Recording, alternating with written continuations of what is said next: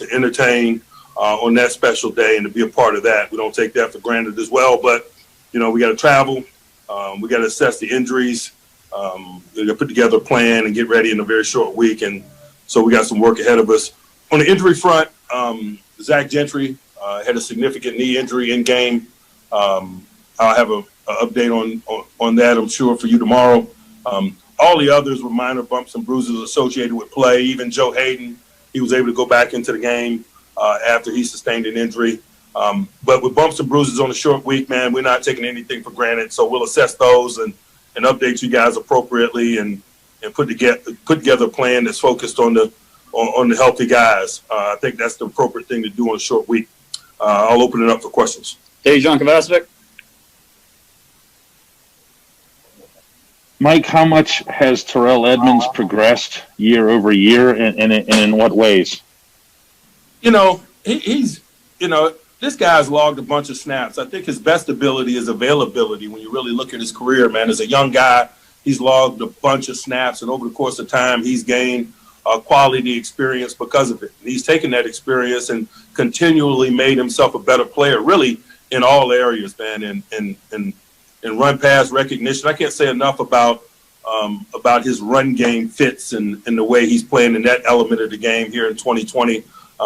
But largely his game has always been on the upswing because he's a young guy that's diligent and a young guy that's very available. And when you're very available and diligent, man, it's a reasonable thing to expect your play to improve, and his has. Jerry Dulac.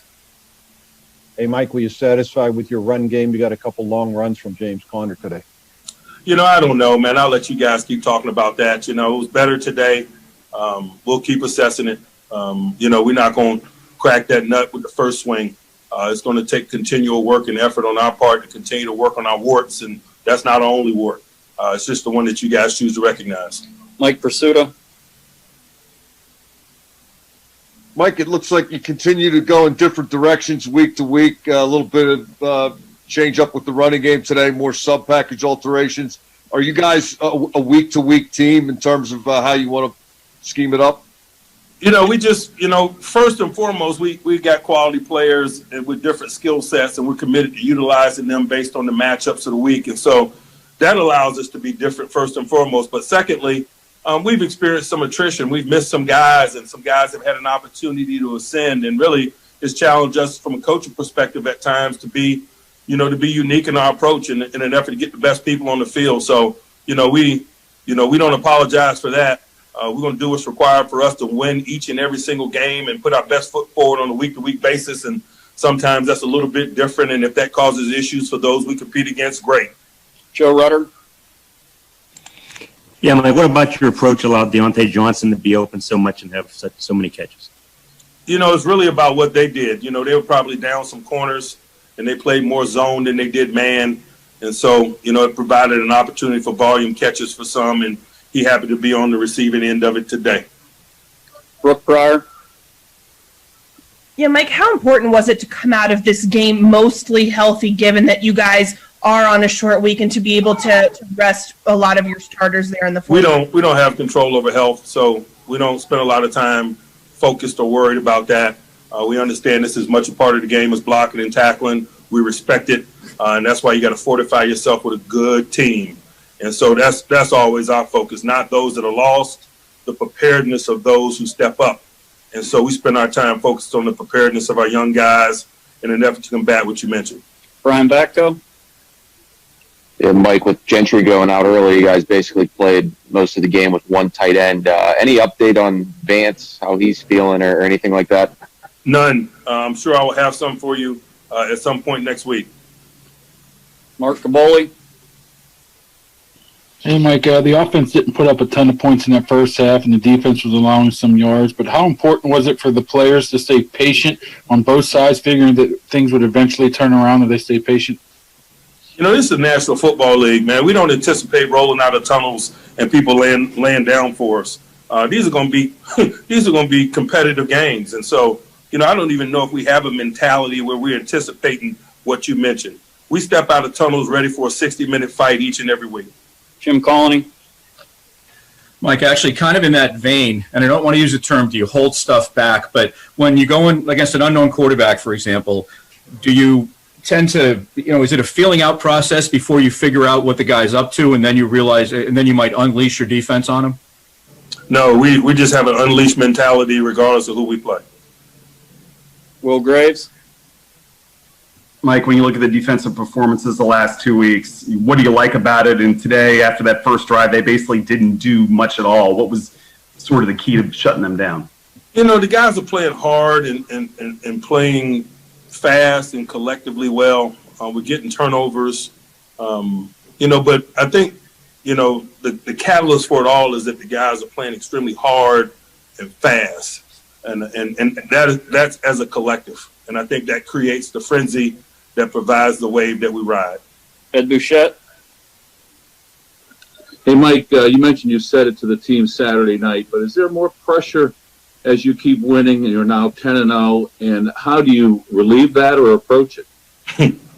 There's pressure in our business. I don't know if you call it more pressure or not. I know regardless of our record, we'd be committed to winning this game that we're walking into play on Thursday night. And so, I just think more that's some outside fodder, that's storylines, if you will, and give you guys something to talk about during the week. We respect our process, and we're going to prepare, and we step in the stadiums and play, and there's urgency to that. There's pressure associated with that, all of the above. But that's the same regardless of record. I'm sure people who are not perfect feel pressure to perform week in and week out. Time for two more. Anthony Daskulski? Mike, today was a much more traditional up and down ground game with not much east to west, not a lot of pulling guys. Did that have a lot to do with lack of tight end depth and losing Gentry, or was this just by design? We did what we had to do once Zach went out, but I don't know that it had anything to do with what it is that you mentioned. Final one, Joe Rudder? Yeah, Mike, you didn't mention anything about Juju and your injuries. Did he get a little nicked up on his leg?